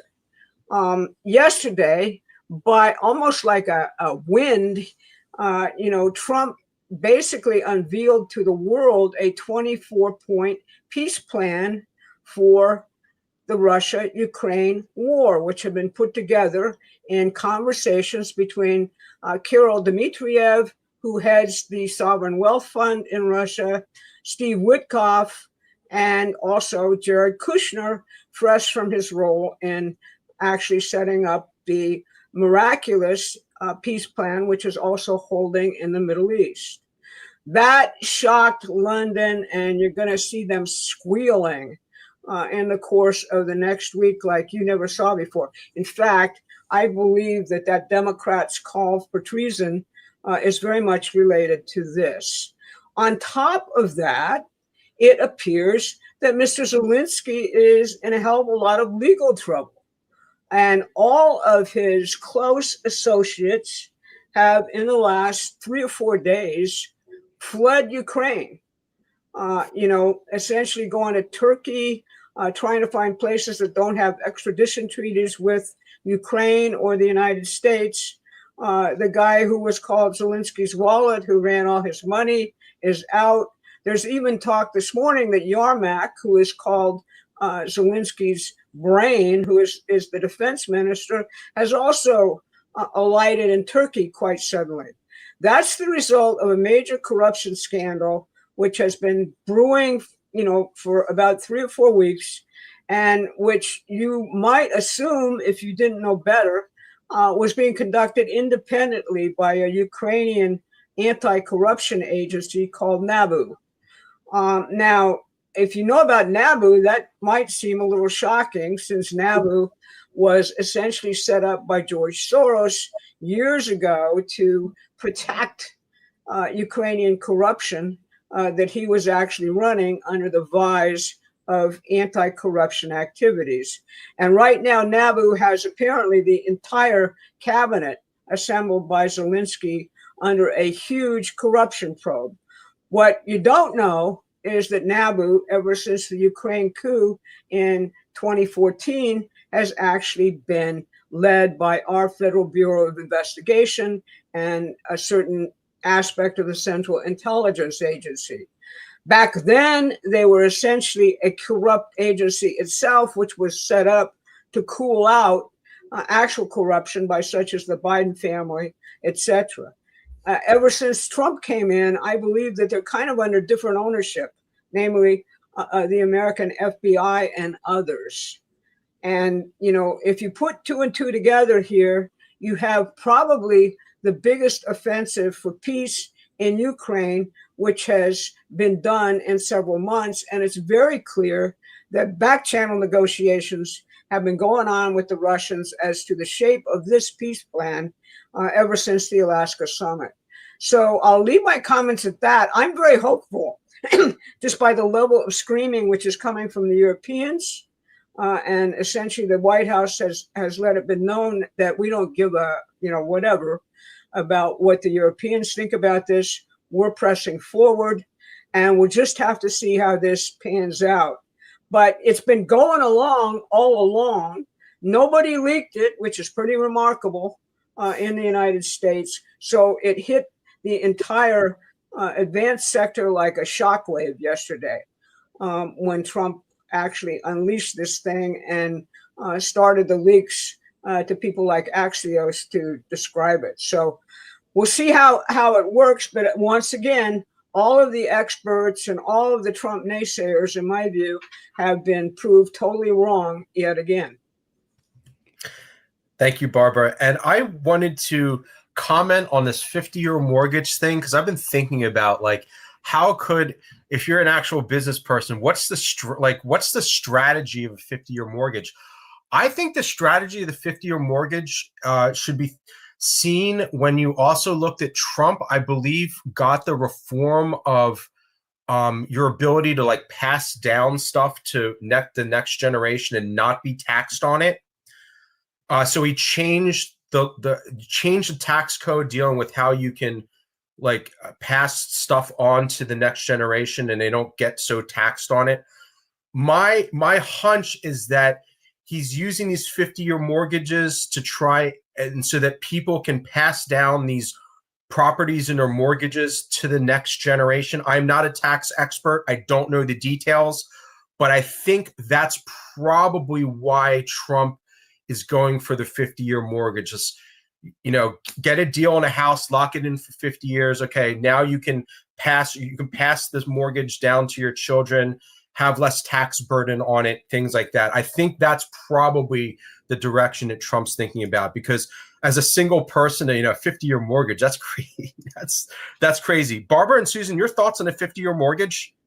Well, I think one of the aspects of it is he's aiming at first-time home buyers to be able to get their monthly payments down, so you could actually become a first-time home buyer.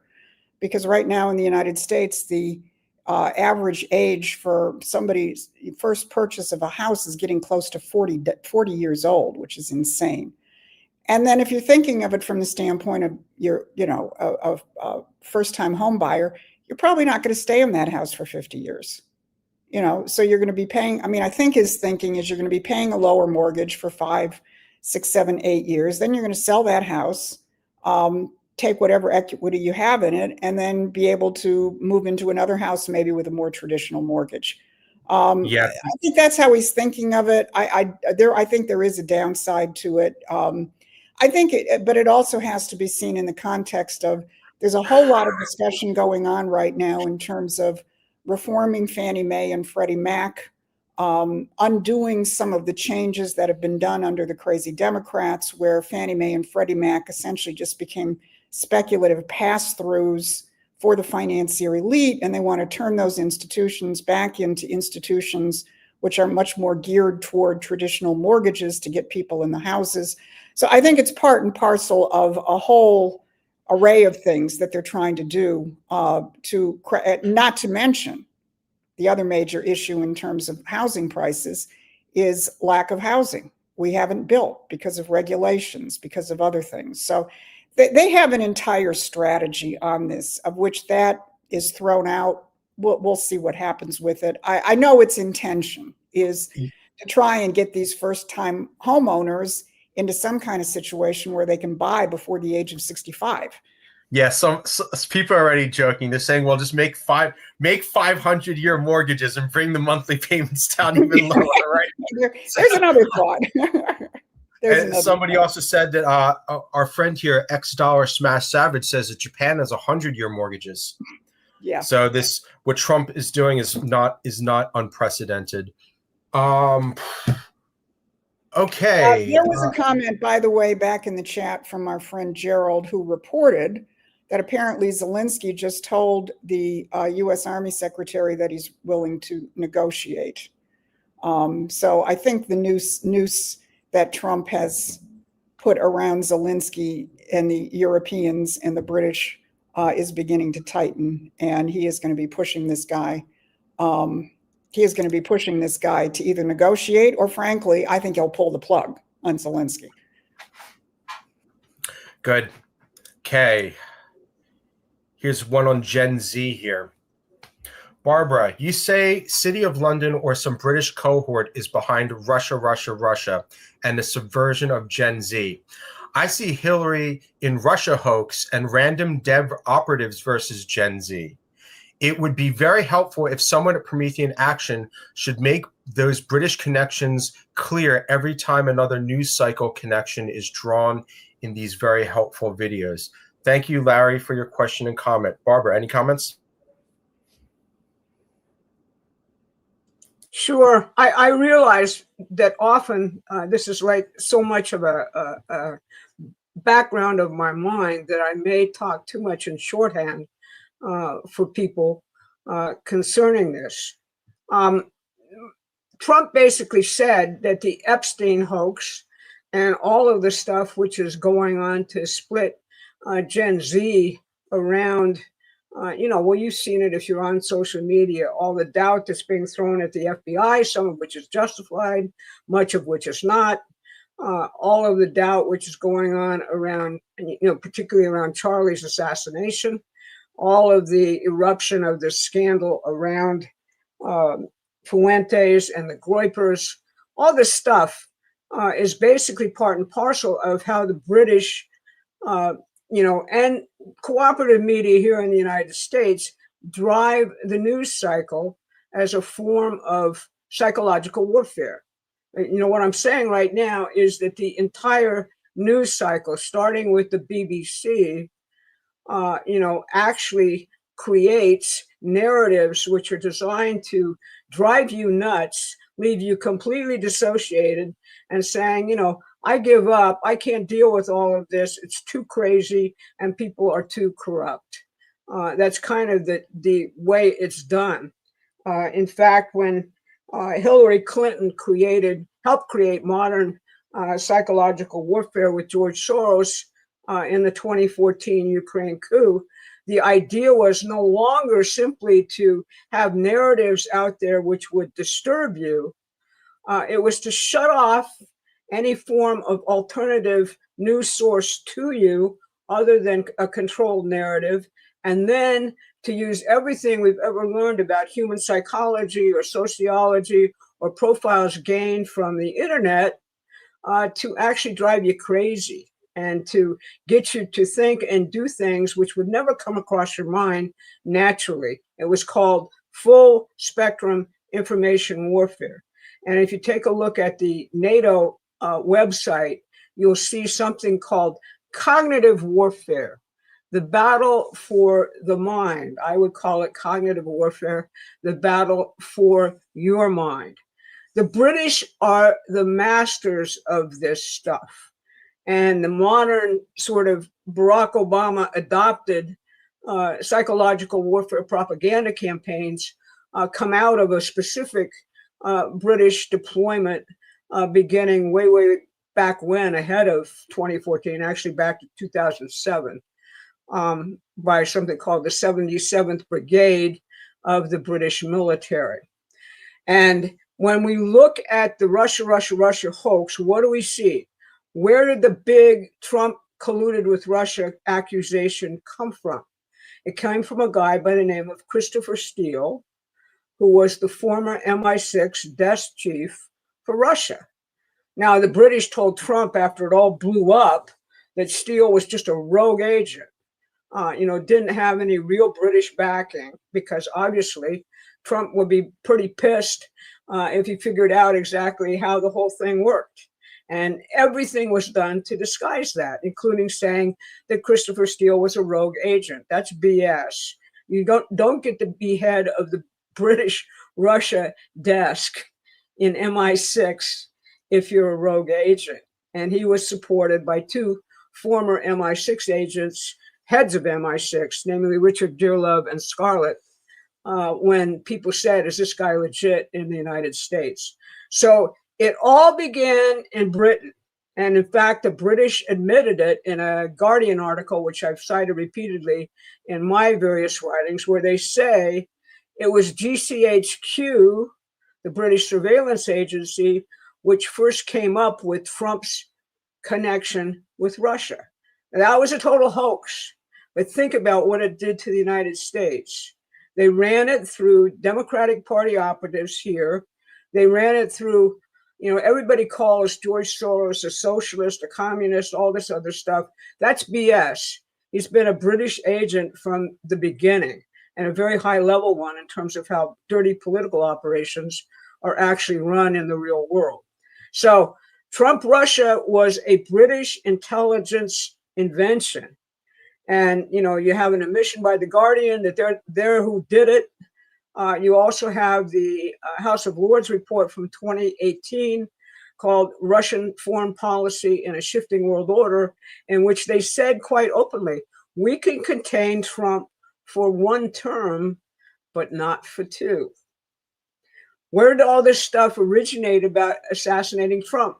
I put in the dossier a cartoon from The Spectator saying, how are we going to get rid of Trump? And floated the possibility of assassination or a military coup. They tried both. That's what happened really in the last 10 years in this country. So hopefully that's a little bit of help. And, I'm going to be trying to condense this down because I see several comments also coming in all the time in my comments section. People really want to understand this. Richard Poe is a great place to start if you want to look at our history, or you want to look at Bob Ingram's books in the toolkit on Promethean action. I wrote extensively throughout the entire Trump coup beginning in 2016 that this was a British operation. And I've been proved totally right about that. So that, and it doesn't, what people get confused about, we're not talking about the British people or the inhabitants of England. They're subjects to this monster. We're talking about that strip of land known as the City of London and the entire financial apparatus for the world oligarchy, as well as the entire educational apparatus for the elite of the world. And that's how they actually control things, by, as I started off with, really trying to control how you think, what your axioms about reality are. And that's the nub of the problem. Thank you very much, Barbara. And thank you to everyone in the chat. I've been reading everyone's messages. This is probably the best chat that we've ever had. So thank you very much, everyone, for making our chat experience better. I'm going to circle back to some of these super chats now. This first one, thank you, Carl. Thank you for joining us every week. I think this is an important question. Just remember, all the accomplishments you mentioned that Trump had earlier are temporary. It can be undone by the next president until things are made into law. He hasn't really done anything yet. Yeah, this is a big problem. We don't really have full control of the Congress yet. Barbara and Susan, your thoughts? And also, we lose the 2028 presidential election. If that goes back to the liberal Democrats, we're in big trouble. Well, I mean, this is where the rubber meets the road. But this does get back in particular to what Benjamin Franklin said, I've given you a republic if you can keep it. I guess maybe we could kind of tweak that right now is I've given you Donald Trump if you can keep his policies. And that's really up to all of you. We need to create a much more focused MAGA movement, which is focusing on the things which we're talking about and not being, diverted by the fog of social media, clickbait. Actually, I'm going to use this. Adam, can you share the screen? Yeah, this is something that came in on my X feed based on my Wednesday show from Johnny. He said, fantastic stuff. I'm reading Richard Poe's book right now, and it is nothing short of paradigm shifting. I'm done giving in to the anxiety that comes with this ridiculous bickering of these new media clowns like Tucker and Candace. I used to never miss an episode, but it is apparent that they have no intention of giving Trump the credibility he deserves for the changes he has brought. They certainly won't mention anything about the British, and for that, they have lost my patronage. Well, I'll basically say that, from the standpoint of the midterm elections and 2028, the more people who discover what Johnny here has discovered, the better chance we have of keeping all of this. Thank you. Yeah, Susan, that's a very good quote. That's a very good quote. And here's BW reflecting the same kind of thing. My fear is Trump doesn't even have the time to accomplish any of this. Well, and then, BW, get moving. Yeah. I think it comes down to that where Johnny says, I'm done giving in to the anxiety that comes from the ridiculous bickering, where you have to break yourself out of this news media that's just these screens, right? I think it's not really the internet that's really taken over people's minds, because honestly, if the internet stayed in a room in your house, where you couldn't use the internet in bed, you couldn't use it. Really, what's taken over the world are these displays, these small smartphone displays, the computer displays, the television, the wrist displays. All these displays are pumping words, pumping light into your brain 24 hours a day. And that builds anxiety in people. So I know there is a fear. There's a good fear that Trump doesn't have the time, but you kind of have to put those fears aside and fight for a different outcome. So thank you, BW, for joining us. Thank you for the question. And I want to repeat something that I said a little bit earlier, because we don't just analyze, we organize. As you can see from that half-page flyer that we showed earlier, we are equipping people throughout the United States, largely, but no one's stopping you from doing it in Canada or Mexico or whatever. But we are equipping people in the United States to be part of an educated, mobilized movement, which I believe will play the decisive role in 2026. So I encourage people, if you aren't yet a newsletter subscriber for Promethean Action, please subscribe. But I want to encourage you to do one other thing if you are a subscriber, and that is let us know where you are. Let us know if you are ready to organize. Just send a reply to any of the emails that you get from Promethean Action. We do organizing calls. We do calls on the West Coast. We do calls in Texas. We do calls in the Midwest. We do other more broad calls. But we need people on the battlefield with us. And the more of you who do that, the more I'm certain that Trump's message will get out and that we will hold and increase our hold on the Congress in 2026, and we will have a MAGA president in 2028. I don't know if Trump can pull a wingding and change the Constitution to run in 2028. I personally would be very happy with J.D. Vance. He gets it. Trump has created a layer of younger leaders underneath him who get it. They may not have the same strategic genius which Trump has, because I think, frankly, he is a strategic genius, but they get it. And we will be in good hands as long as that new layer of leadership is backed up by a much smarter MAGA movement than we have right now. We have a mobilized MAGA movement, but unfortunately, a lot of it is just being played. And the more people go through the process that our friend Johnny went through, the more I'm absolutely certain we're going to be able to hold this revolution. Thank you, Barbara and Susan. Okay, let's take just rest of the super chats here. This we can give a quick answer to this one. Iris Chang, Rape of Nanking, also wrote Threat of Silkworm, which she talked about the 1955 FBI accusing Dr. Kuan Yun-sen of Communist Red Scare. He goes back to China to found nuclear and Chinese space agency, also anti-ship Silkworm missile program. I don't know the history of that. Do you guys know any history of? I don't. I do book you're talking about, but not. I don't know the further history.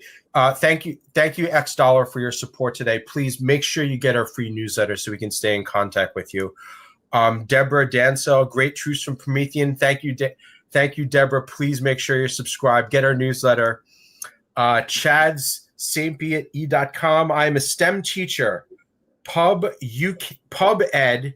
I assume this is some UK thing. Is a UK fail 120 years. Do you guys know about Pub Ed? No, I don't. Thank you, chat, for the super chat.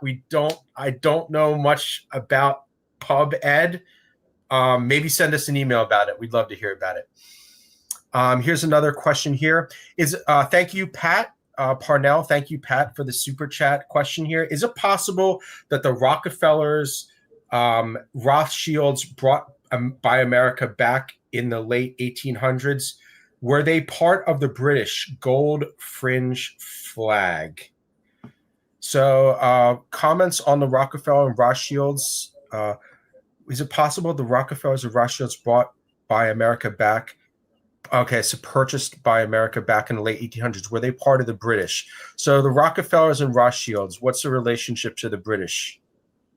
Well, basically the Rockefellers, along with lots of other people on Wall Street, particularly the Morgan interests, which are not that distinct from the Rockefeller interests, were part of the British Roundtable movement, which set out to reconquer the United States, not through arms, which they realized they couldn't do, but by infiltrating our educational institutions and controlling our finances, which they did a pretty good job of. Regarding the gold fringe on the flag, that, in my view, is an internet myth and is a distraction. Does the British own America? Clearly, President Trump is actually demonstrating that's not true. It is a fight, however, a big fight. Regarding the Rothschilds, people often make a really big mistake. They think that the Rothschilds are some all-powerful financial family who actually sit on top of the world and run things like the World Economic Forum and other globalist institutions. They are very important money bags for the British Empire, but they don't run the world.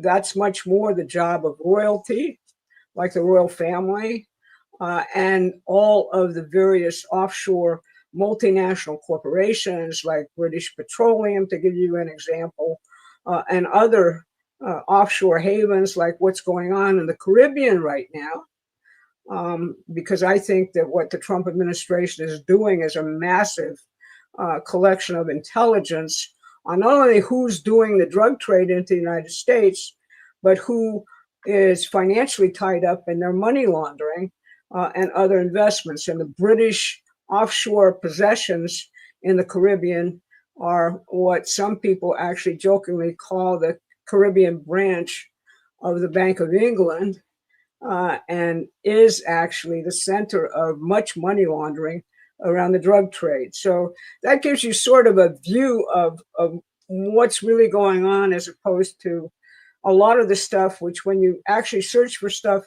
on the internet and look up one conspiracy, the algorithms of the internet will actually drive you into various kinds of donut holes and other things which you won't come out of very readily. It's better to go to real history and real sources of information.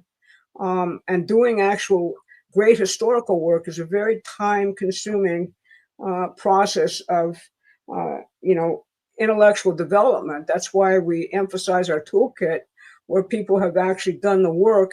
And that's why we like people in the Trump movement who actually do the work, like Julie Kelly and Mike Benz and Richard Poe. I'm not sure Richard Poe is 100% behind Trump yet. I think he has some convincing to be done.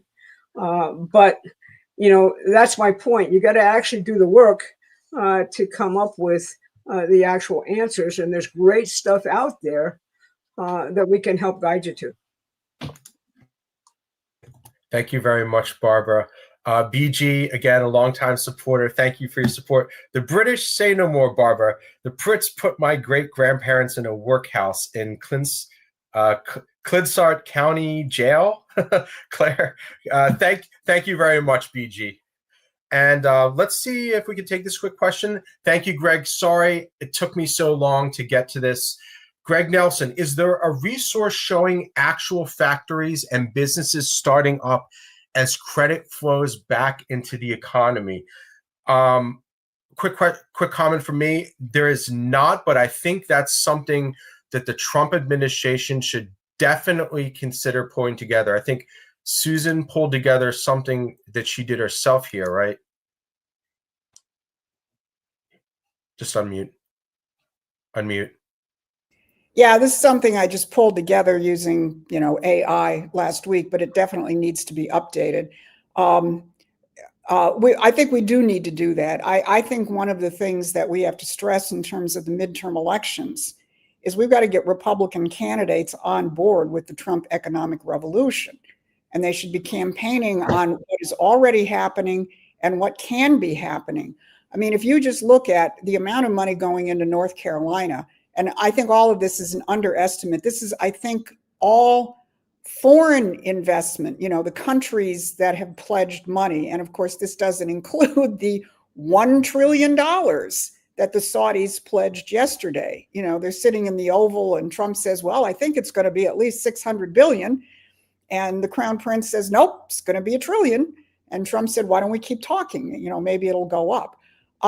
But just look at North Carolina, which is obviously very friendly to Trump, business friendly, almost $82 billion, 2,300 plus jobs. Again, these are the committed jobs, not the stuff that's in the pipeline. Michigan, GM, Ford, here's the big one, the Philadelphia shipyard, $5 billion from South Korea. So, yeah, I appreciate the question. I think we have to figure out how to more broadly propagate this picture and get it down to specific localities, specific plants, and so on. I think that's going to be a very important talking point as we get into the heavy phase of the midterm elections. Thank you very much. And I believe this is probably going to be the final question for today's show. This is a very important question. It's a good one to end on.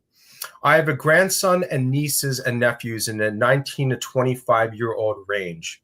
Where can I get receipts to show them that they are not seeing things right? They say they are not on the left or on the right side, but they hate Trump. I pinned them down on just on things he has lied about, and they said he is taking away health care from Americans. They think it's better to pay for illegals' health insurance so Americans won't lose theirs. How do I prove this to them? The youth distrust everyone from our generation and government. And when they feel like they are losing the debate, they say, where are the Epstein files? If I can't reach my own family, how can I go to the streets, which I should? How do I show them that this one thing I asked is not true, loss of insurance? Thank you. I really enjoy the show. It gives me comfort understanding why things are. Thank you, Teresa, for your very prescient question and comment. Susan and Barbara, your thoughts on this one? Well, it's a tough one. there's increasing coverage that Trump derangement syndrome is actually a real mental illness, and I think there's a certain validity to that. So the challenge really is, how do you break somebody out of, for lack of a better term, the matrix? And I'll say two things, Teresa. First of all, usually organizing your family is the hardest. So don't use that as a block to going out and organizing others. I think you probably find a lot more receptivity, especially if you think about how you're going to try and circulate our half-page flyers, maybe at local Republican Party meetings or MAGA groups or whatever. So that's number one. Your family is always your hardest. But number two, you may not break them out from the standpoint of just debating this particular fact versus that particular fact, because kind of clearly the nature of Trump derangement syndrome is you pay no attention to facts. So what I would suggest is you figure out ways to actually start a discussion on real history. Take it out of contemporary politics. Think of a way to begin to discuss the real history of the United States, because what these young people are missing, and we reference this in terms of the young people, say, who voted for Mamdani, all they think is that the world is between, the globalist version of capitalism and socialism. They don't know there's something completely different, like Abraham Lincoln's American system. And I think Lincoln is a very good place to start. Admittedly, some people have bought into the British rewriting of history that Lincoln was a bad guy, but I think most Americans haven't. And starting a discussion from that standpoint. And otherwise, what do your kids want to do with their life? What do your grandkids and nieces and nephews want to do with their lives? Why not just start a discussion about where would you like to be in 20 years? Do you want to be a debt slave? Do you want to be in the rat race as it currently exists today? Or, because the challenge really is to figure out, how do we change people's identities from manipulated victims, losers, consumers, to somebody who knows how the world works and wants to play an active role in it. So you've asked the, $65 trillion, quadrillion dollar question in terms of how do you break through what has really been a brainwashing. And again, I will just say, it's because they've been denied knowledge of the real world outside of these narratives and these constructs. And the challenge is how to do that. A friend of mine said a couple of years ago, she was having trouble organizing her kids. And, because they were trapped in the anti-Trump stuff. But at one point, I think her daughter said, we're never going to be able to own a house. We're never going to be able to afford to do the things that you did. And there she had a way to start actually talking to them and ultimately won them over. So don't try and go tit for tat. It's not going to work. We've done it. You beat your head up against the wall and you end up with a headache. Figure out how to outflank it, either by talking about history or talking about something that is real for them. Like where do they want to be in 20 years? Or if they have children, what would they like the world to look like for their children? And try and draw them into the real world in one of those kinds of ways. That's what I'd say. I don't know if Barbara has other thoughts. No, I think that pretty much sums it up. You got to basically figure out a way to outflank what is a mental disease. The one thing I tell you to be optimistic about is that the disease can be conquered once people are actually curious once again about things other than the kind of, box which this, propaganda operation puts the mind in. And the one thing which all of the British brainwashers say happens is if you can introduce something which is outside all of the propaganda, outside of current events, outside of the news cycle as a topic of discussion, and use that to actually get at fundamental questions like, what do you actually believe is the role of human beings in the world and in history? That kind of brainwashing can actually be broken very quickly. It doesn't last forever if you break what Susan just called the matrix. All right. Thank you very much, Barbara and Susan. And also thank you to Christina Abbott. Thank you for your super sticker. If you're not yet already, please make sure you're subscribed to our newsletter. You can find a link to get our newsletter in the description, or you can just search the web for Promethean Action and find our website. All right. I'd like to thank everyone for joining us for this Thursday live question and answer show. We do this show every Thursday. Next week is Thanksgiving, so I believe we're not doing the show on Thanksgiving. And we're going to figure out what we're doing the week after because I have a flight. So that's still a little bit up in the air the week after. But next week, we're definitely not going to be doing the show. We'll keep everyone updated on our show schedule for the next few weeks by email. But after the next few weeks, we'll be back on a regular weekly schedule. So any last comments from Susan and Barbara before we close today's show? Just organize. It's been a great show with great questions, but again, the things that actually become clearer to people is when you go out and organize somebody else with these ideas, and then you realize what you understand, what you don't, and where you got to go further to learn stuff. So that's how I end it. We live right now in the best of all possible worlds, and the media is trying as hard as it can to force you to understand otherwise. And if you keep that old idea in your head and say, how could that possibly be true? You'll be a lot freer in terms of your thinking. Thank you very much, Barbara. All right, so thank you, everyone. If you have any more questions or comments, you can just reply to any one of our emails. You'll come into our email system. We'll definitely take a look at it. And thank you, and have a great day, everyone. Happy Thanksgiving.